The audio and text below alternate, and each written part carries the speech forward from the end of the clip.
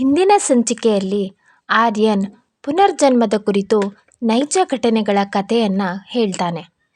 ಇದನ್ನೆಲ್ಲ ಕೇಳಿದ ಕನಸುಗೆ ಪುನರ್ಜನ್ಮ ಅನ್ನೋದು ನಿಜ ಇರಬಹುದು ಅಂತ ಅನಿಸುತ್ತೆ ಮತ್ತು ರೂಮಿನಲ್ಲಿ ಅವಳನ್ನೇ ಹೋಲುವ ಒಂದು ಫೋಟೋವನ್ನು ನೋಡ್ತಾಳೆ.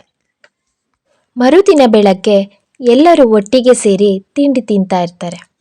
ಆಗ ಕನಸು ಮಾತಾಡ್ತಾ, ಅಮ್ಮ, ಆ ರೂಮ್ನಲ್ಲಿ ನಾನೊಂದು ಫೋಟೋ ನೋಡಿದೆ, ಸೇಮ್ ಟು ಸೇಮ್ ನನ್ನ ಥರನೇ ಇದ್ದಾರಲ್ಲ, ಯಾರ ಫೋಟೋ ಅದು ಅಂತ ಕೇಳ್ತಾಳೆ.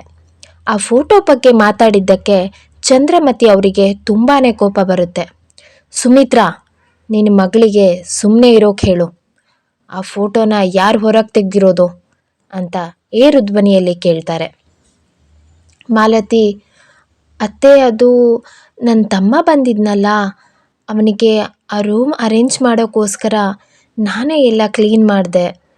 ಆ ಫೋಟೋ ಆ ಟೇಬಲ್ ಡ್ರಾಯರಲ್ಲಿ ಇತ್ತು, ಹಾಗಾಗಿ ಕ್ಲೀನ್ ಮಾಡಿ ನಾನೇ ಗೋಡೆ ಮೇಲೆ ಹಾಕ್ದೆ ಅತ್ತೆ ಅಂತ ಹೇಳ್ತಾಳೆ. ಮನೇಲಿ ಮಾಡೋಕ್ಕೆ ಬೇಜಾನ್ ಕೆಲಸಗಳಿದ್ದಾವೆ, ಅದನ್ನೆಲ್ಲ ಬಿಟ್ಟು ಬೇಡದೇ ಇರೋ ಕೆಲಸ ಮಾಡೋಕ್ಕೆ ಹೋಗಬೇಡ ಎಂದು ಕೂಗಾಡಿ ತಿಂಡಿಯನ್ನು ಅರ್ಧಕ್ಕೆ ಬಿಟ್ಟು ತಟ್ಟೆಗೆ ಕೈ ತೊಳೆದು ಎದ್ದು ಹೋಗ್ತಾರೆ.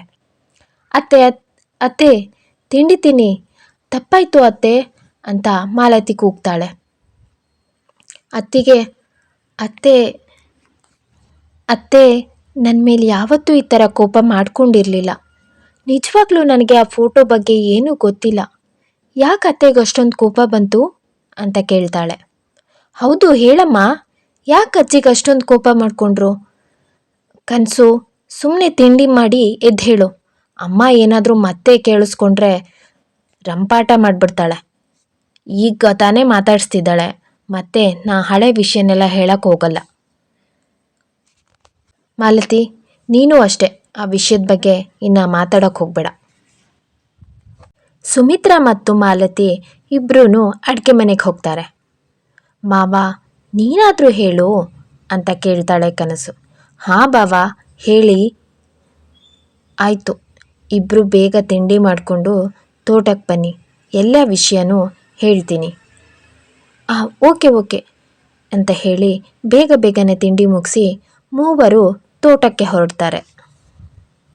ಮಾವ, ಬೇಗ ಹೇಳಿ, ಹೇಳ್ತೀನಿ ಅಂತ ಇಲ್ಲಿ ಕರ್ಕೊಂಡು ಬಂದು 1 ಅವರ್ ಆಯಿತು. ಇನ್ನೂ ನೀವಿಬ್ಬರು ಈ ಹಣ್ಣುಗಳನ್ನ ತಿನ್ನೋದ್ರಲ್ಲೇ ಬ್ಯುಸಿಯಾಗಿದ್ದೀರಾ. ಇನ್ನೊಂದು ದಿನಾನೂ ಹಣ್ಣು ತಿನ್ಬಹುದಲ್ವಾ? ಇವಳು ಎಷ್ಟೇ ಮಾತಾಡ್ತಾ ಇದ್ರೂ ಕೇಳಿಸ್ಕೊಳ್ದಿರೋ ಹಾಗೆ ಆರ್ಯ ಮತ್ತು ಸುರೇಶ್ ಅವರು ಹಣ್ಣುಗಳನ್ನ ತಿಂತಾ ಇರ್ತಾರೆ.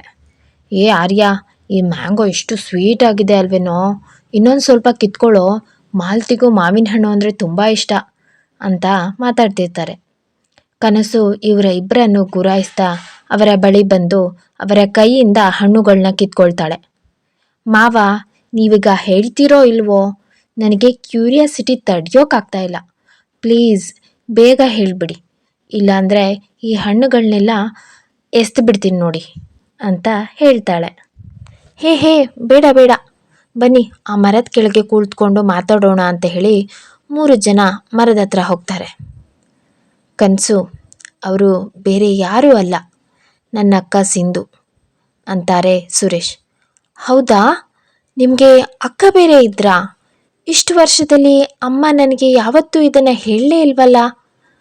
ಅವರು ಅಮ್ಮನಿಗೆ ಅಕ್ಕ ಆಗಬೇಕಾ ತಂಗಿ ಆಗಬೇಕಾ ಅಂತ ಕೇಳ್ತಾಳೆ ಕನಸು. ಅವಳು ನಮ್ಮಿಬ್ಬರಿಗಿಂತ ದೊಡ್ಡೋಳು, ಅವಳೇ ಮೊದಲನೇ ಮಗಳು. ಅವಳು ಮೊದಲನೇ ಅವಳು ಅಂತ ಅಮ್ಮನಿಗೆ ಅಪ್ಪಂಗೆ ಅವಳ ಮೇಲೆ ತುಂಬಾ ಪ್ರೀತಿ. ನಾನು ಚಿಕ್ಕವನಾಗಿದ್ದರೂ ನನ್ನನ್ನು ಬಿಟ್ಟು ಸಿಂಧುನ ಹೆಗ್ಲ ಮೇಲೆ ಹೊತ್ಕೊಂಡು ಊರೆಲ್ಲ ತಿರುಗಾಡಿಸ್ಕೊಂಡು ಬರ್ತಿದ್ರು ಅಪ್ಪ.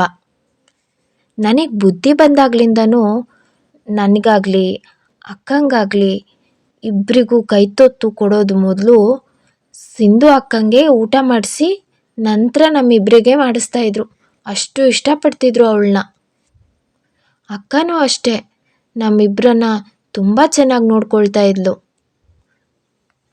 ಅಷ್ಟೊಂದು ಪ್ರೀತಿ ಇಟ್ಕೊಂಡಿದ್ದ ಅಜ್ಜಿ ಇವಾಗ ಯಾಕೆ ಅವರನ್ನು ಕಂಡ್ರೆ ಅಷ್ಟೊಂದು ಉರಿದು ಬೀಳ್ತಾರೆ ಅಂತ ಕೇಳ್ತಾಳೆ ಕನಸು. ಅಕ್ಕಂಗೆ ಓದೋದ್ರಲ್ಲಿ ತುಂಬ ಆಸಕ್ತಿ. ಅವಳಿಗೆ ಹಾಡು ಹೇಳೋದು, ಡ್ಯಾನ್ಸ್ ಮಾಡೋದು ಅಂದರೆ ತುಂಬ ಇಷ್ಟ. ಪ್ರತಿದಿನ ನಮ್ಮೂರಲ್ಲಿರೋ ಶಿವನ ದೇವಸ್ಥಾನಕ್ಕೆ ಹೋಗಿ ಕಲ್ಯಾಣಿಯಿಂದ ನೀರು ತಂದು ಶಿವನ ಪೂಜೆ ಮಾಡ್ತಿದ್ಲು. ದೇವಸ್ಥಾನಕ್ಕೆ ಬಂದವರೆಲ್ಲ ಅಕ್ಕನ ಹಾಡಿ ಹೊಗಳ್ತಿದ್ರು. ಹುಟ್ಟಿದ್ರೆ ಇಂಥ ಮಗಳೇ ಹುಟ್ಲಪ್ಪ ದೇವ್ರೇ ಅಂತ ದೇವ್ರ ಹತ್ರ ಬೇಡ್ಕೊಳ್ತಿದ್ರು. ಅಕ್ಕನಿಂದ ಅಪ್ಪ ಅಮ್ಮಂಗೂ ಎಲ್ಲರೂ ರೆಸ್ಪೆಕ್ಟ್ ಕೊಡ್ತಿದ್ರು. ಅಪ್ಪ ಸ್ಕೂಲ್ನಲ್ಲಿ ಟೀಚರ್. ಅವರ ಕೊಲೀಗ್ಸ್ ಎಲ್ಲ, ಏನ್ರಿ ನಿಮ್ಮ ಮಗಳು ಎಲ್ಲದರಲ್ಲೂ ಟ್ಯಾಲೆಂಟೆಡ್ ಇದ್ದಾಳೆ, ಈ ಹುಡುಗಿ ಒಳ್ಳೆ ಸಾಧನೆನೇ ಮಾಡ್ತಾಳೆ ನೋಡ್ತಾ ಇರಿ. ನಿಜವಾಗ್ಲೂ ಸರ್, ನಿಮ್ಮ ಮಗಳನ್ನು ನೋಡಿ ಎಲ್ಲರೂ ಕಲಿಬೇಕು ಅಂತ ಹೊಗಳುತ್ತಾ ಇರ್ತಾರೆ. ಇದನ್ನು ಕೇಳಿಸ್ಕೊಂಡ ಅಪ್ಪಂಗೆ ತುಂಬಾ ಖುಷಿ ಆಗ್ತಿತ್ತು. ರುದ್ರಪ್ಪ ಸರ್, ನಿಮ್ಮ ಮಗಳಿಗೆ 18 ವರ್ಷ ಆಗಿರ್ಬೇಕಲ್ವಾ? ಇನ್ನೂ ಓದಿಸ್ತೀರಾ ಅಥವಾ ಮದುವೆ ಮಾಡಿಬಿಡ್ತೀರಾ ಅಂತ ಕೇಳ್ತಾರೆ. ಇಲ್ಲ ಇಲ್ಲ, ನನ್ನ ಮಗಳು ಎಲ್ಲಿ ತನಕ ಓದ್ತೀನಿ ಅಂತಾಳೋ ಅಲ್ಲಿವರೆಗೂ ಓದಲಿ ಅಂತಾರೆ ರುದ್ರಪ್ಪ ಅವರು. ಹೌದಾ, ನಮ್ಮ ಕಡೆ ಒಳ್ಳೆ ಸಂಬಂಧ ಇತ್ತು.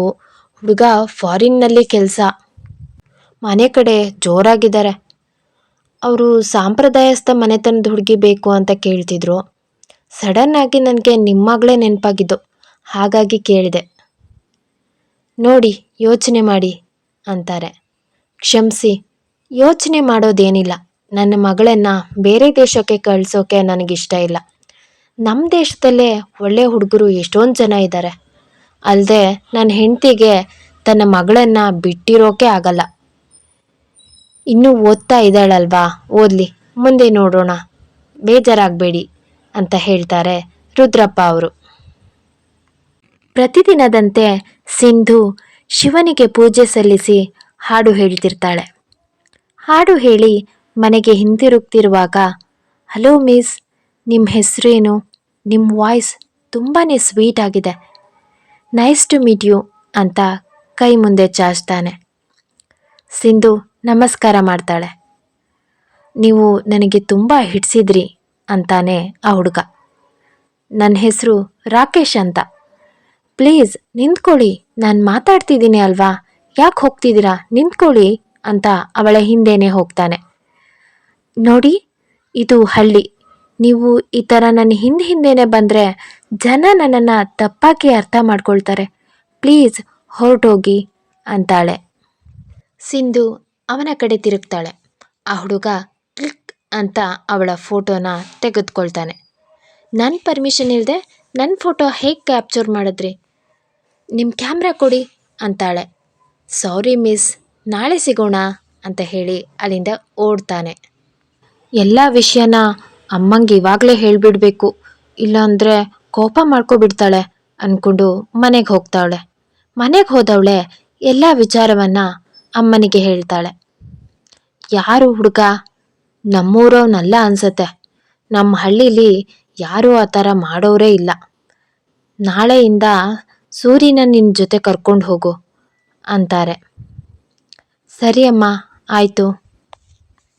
ಮರುದಿನ ತನ್ನ ಪುಟ್ಟ ತಮ್ಮ ಸುರೇಶ್ನನ್ನು ಕರೆದುಕೊಂಡು ಹೋಗ್ತಾಳೆ. ಅಕ್ಕ, ನೀನು ಪೂಜೆ ಮಾಡ್ತಾ ಇರು, ಅಮ್ಮ ಕೇಳಿದ್ರೆ ನಿನ್ನ ಜೊತೆಗೆ ಇದ್ದೆ ಅಂತ ಹೇಳು. ನನ್ನ ಫ್ರೆಂಡ್ಸ್ ಎಲ್ಲ ಅಲ್ಲಿ ಆಟ ಆಡ್ತಿದ್ದಾರೆ. ಪ್ಲೀಸ್ ಕಣೆ, ನಾನು ಇಲ್ಲೇ ಹತ್ತಿರದಲ್ಲಿ ಆಟ ಆಡ್ತಾ ಇರ್ತೀನಿ ಅಂತಾನೆ. ಸರಿ, ನೀರು ಹತ್ತಿರ ಎಲ್ಲ ಹೋಗಬೇಡ, ಅರ್ಧ ಗಂಟೆ ಆದಮೇಲೆ ವಾಪಸ್ ಬಂದುಬಿಡಬೇಕು ಅಂತ ಹೇಳಿ ತನ್ನ ತಮ್ಮನನ್ನು ಕಳಿಸ್ಕೊಡ್ತಾಳೆ. ಸರಿ ಅಕ್ಕ, ನನ್ನ ಮುದ್ದು ಅಕ್ಕ ಅಂತ ಹೇಳಿ ಅಕ್ಕನಿಗೆ ಮುತ್ತು ಕೊಟ್ಟು ಅಲ್ಲಿಂದ ಓಡ್ತಾನೆ. ಎಂದಿನಂತೆ ಕಲ್ಯಾಣಿಗೆ ನೀರು ತರೋಕೆ ಹೋಗ್ತಾಳೆ ಸಿಂಧು. ಹೀಗೆ ಹೋಗ್ತಿದ್ದವಳು ಕಾಲು ಜಾರಿ ನೀರಿಗೆ ಬಿದ್ದು ಬಿಡ್ತಾಳೆ. ನೀರಿನಲ್ಲಿ ಒದ್ದಾಡ್ತಾ ಇರ್ತಾಳೆ. ದೇವಸ್ಥಾನದ ಬಳಿ ಯಾರೂ ಇರಲ್ಲ. ಫೋಟೋ ತೆಗಿತಾ ಕಲ್ಯಾಣಿ ಫೋಟೋವನ್ನು ತೆಗಿತಾ ಇರ್ತಾನೆ ನಿನ್ನೆ ಬಂದಿದ್ದ ಹುಡುಗ ರಾಕೇಶ್. ಯಾರದು ಕೈ ಕಾಣಿಸ್ತಾ ಇದೆಯಲ್ಲ, ಅಯ್ಯೋ ಯಾರೋ ನೀರಿಗೆ ಬಿದ್ದುಬಿಟ್ಟಿದ್ದಾರೆ ಅನಿಸುತ್ತೆ ಅಂತ ಹೇಳಿ ತಕ್ಷಣವೇ ನೀರಿಗೆ ಧುಮುಕ್ತಾನೆ. ಅವಳನ್ನು ಸೇವ್ ಮಾಡಿ ದಡದ ಹತ್ತಿರ ತರ್ತಾನೆ. ಹೇ ಹುಡುಗಿ, ನೀನಾ? ಕಣ್ಬಿಡು ಅಂತ ಅವಳ ಕೆನ್ನೆಯನ್ನು ತಟ್ಟುತ್ತಾನೆ. ಸಿಂಧುಗೆ ಎಚ್ಚರನೇ ಆಗಲ್ಲ. ಬೆಳ್ಳಗೆ ಇದ್ದ ಅವಳ ಹೊಟ್ಟೆಯ ಮೇಲೆ ತನ್ನ ಕೈಯಿಂದ ಜೋರಾಗಿ ಪ್ರೆಸ್ ಮಾಡ್ತಾನೆ. ಅವಳ ಬಾಯಿಂದ ನೀರೆಲ್ಲ ಆಚೆ ಬರುತ್ತೆ. ಆದರೂ ಕೂಡ ಅವಳಿಗೆ ಪ್ರಜ್ಞೆ ಬರಲ್ಲ.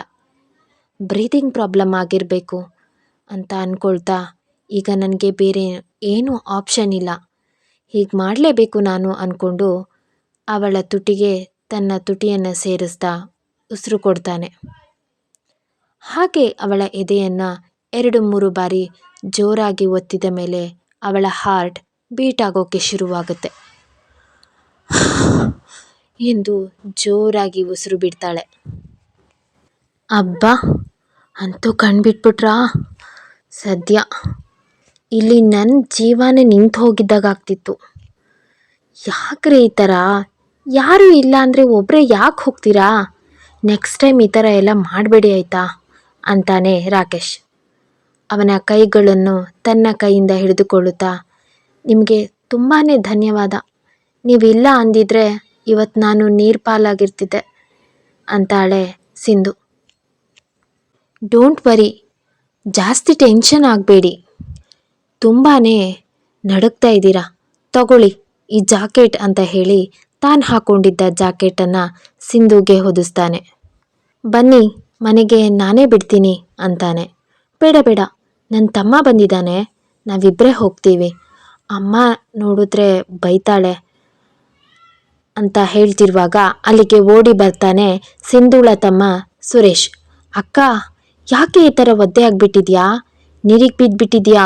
ಏನೂ ಆಗಿಲ್ಲ ತಾನೇ? ಯಾರಿವನು? ನಿನ್ನೆ ಇವನೇನ ನಿನಗೆ ತೊಂದರೆ ಕೊಟ್ಟಿದ್ದು?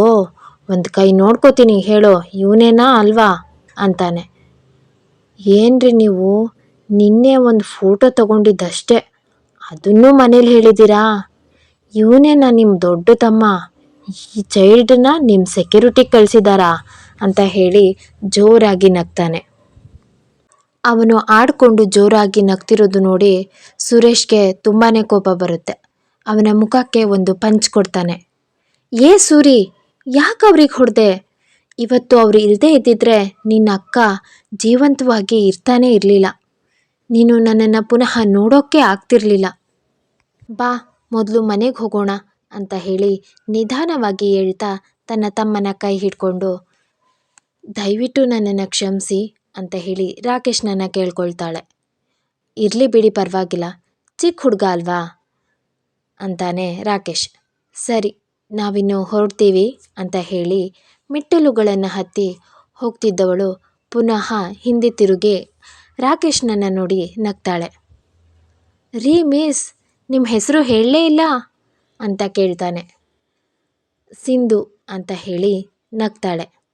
ಸಿಂಧು, ನಾಳೆ ಬನ್ನಿ, ಒಬ್ಬರೇ ಬನ್ನಿ, ನಿಮ್ಮ ದೊಡ್ಡ ತಮ್ಮನ್ನ ಮನೇಲೇ ಬಿಟ್ಟು ಬನ್ನಿ ಅಂತ ಹೋಗ್ತಾ ಇದ್ದ ಸಿಂಧು ಕಡೆಗೆ ಕಿರುಚಿ ಹೇಳ್ತಾನೆ.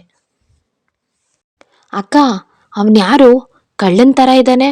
ನಿನ್ನನ್ನು ಮೆಟ್ಲು ಮೇಲೆ ಮಲಗಿಸಿ ನಿನ್ನ ಹೊಟ್ಟೆನೆಲ್ಲ ಯಾಕೆ ಅಮುಕ್ತಿದ್ದ ಅವನು? ಮತ್ತೆ ಏನೇನೋ ಮಾಡ್ತಿದ್ದ, ನಾನು ಆಗಲೇ ಬಂದು ಎಲ್ಲ ನೋಡಿದೆ ಗೊತ್ತಾ? ಹಾಂ, ನೀನು ಆಗಲೇ ಬಂದಿದ್ಯಾ? ಎಲ್ಲ ನೋಡ್ಬಿಟ್ಯಾ? ಅದೇ ಅಮ್ಮಂಗೆ ಹೇಳಬೇಡ.